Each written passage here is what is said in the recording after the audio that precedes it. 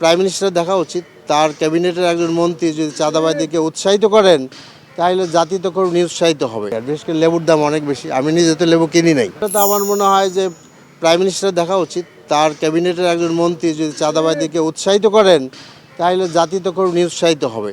এবং আমি মনে করি যে উনি মানে অ্যাজ আর্লি অ্যাজ পসিবল ওনার ব্যাখ্যা থাকা উচিত, সরকারের ব্যাখ্যা থাকা উচিত। সরকারের যদি সরকার এই ব্যাখ্যা না দেয় বা এটা উইথড্র না করে, আমরা ধরে নেব এটা সরকারেরই মানে একটা ব্যাখ্যা যে এই আপনার গাড়িতে আপনার পরিবহন শ্রমিকরা মালিকরা যেসব চাঁদা নিচ্ছেন সেগুলা চাঁদা না আর কি। তাহলে সরকারের যদি ব্যাখ্যা না হয়, সরকার বলবেন যে এটা আসলে আমার একজন বক্তব্য রাখছে, এটা ভুল ব্যাখ্যা, এবং এখনও 24 ঘন্টা পার হয়ে গেছে, কোনো ব্যাখ্যা আমরা সরকারের পক্ষ থেকে পাই নাই। কাজে এটা আমি মনে করি এতে চাঁদাবাজি অনেক বেড়ে যাবে এবং যার ফলে মানুষের ভোগান্তি বাড়বে, এটা দুঃসহ হয়ে যাবে। আপনি কি করবেন?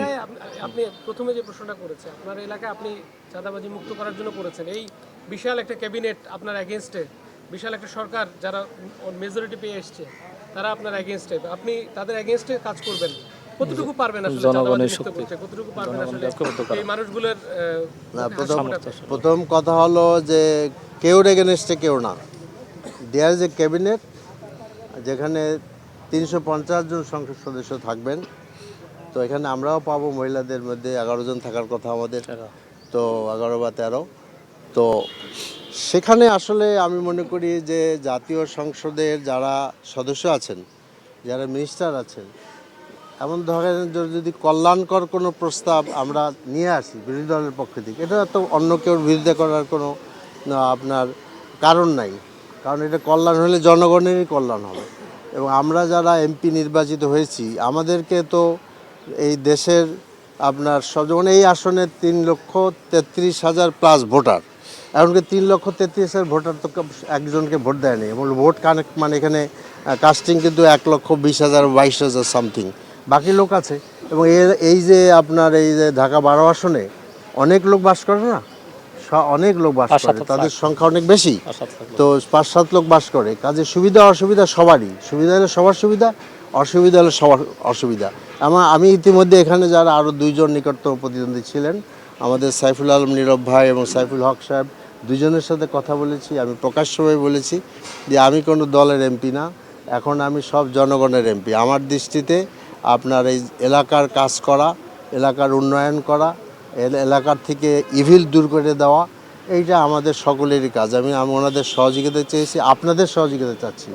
আমি মনে করি যে একটা সোশ্যাল অ্যাওয়ারনেস ডেভেলপ করা দরকার আমাদের, যেটা আমাদের কারণ বাজার কেন্দ্রিক আছে। এটা আসলে অনেক দিনের পুঞ্জীভূত একটি সমস্যা এবং আমাদের রন্ধে রন্ধে সমস্যা আছে। Many of the people are involve all this things, don't think যে এটা একদিনই সব কিছু হয়ে যাবে। আমরা জানি যে পলিটিক্যাল পার্টির লোকেরা মাসেলম্যানদেরকে আপনার করে আর কি, যেটা বলা হয় নার্সারি করে আর কি। তো তাদেরকে আমরা আহ্বান জানাবো। এবং আসলে এই যেমন তো কিশোর গ্যাং সহ যাদেরকে এগুলো করা হচ্ছে, তাদের নিজেদের ভবিষ্যৎ ধ্বংস করে দিচ্ছে তারা। এই সমস্ত বাচ্চাদের ভবিষ্যৎ আছে না, সেই ভবিষ্যৎগুলো আমাদেরকে দেখতে হবে দিন শেষে। যে আমি তো বলেছি, আমরা আগেও বলেছি যে আমি নিজে চাঁদাবাজি করি নাই, করব না।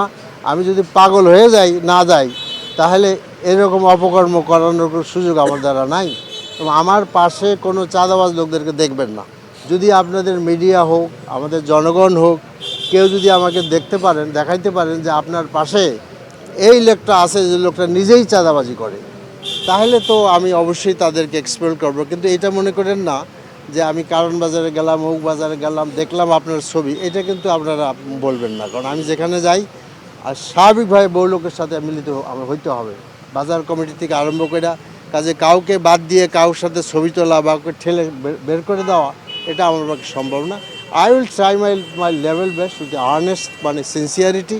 এবং ইনশাল্লাহ আমি চাচ্ছি যে আমি আনবো আর কি, এটার মধ্যে একটা পরিবর্তন আসবে। আমরা কারণ বাজার ব্যবসায়ীদের এক দফা বসছি সবার সাথে, আবার রমজানকে কেন্দ্র করে বসবো। তাদেরকে আমি রিকোয়েস্ট করতে চাচ্ছি যে তারা যেন জিনিসের দাম কমে। আর বিশেষ করে লেবুর দাম অনেক বেশি, আমি নিজে তো লেবু কিনি নাই, সাধারণত আমি লেবু রমজানের শুরুতে কিনি না আর কি। কারণ তো এটা আসলে অনেক দিনের পুরাতন সমস্যা, আমাদের দ্রব্যমূল্যের ঊর্ধ্বগতি।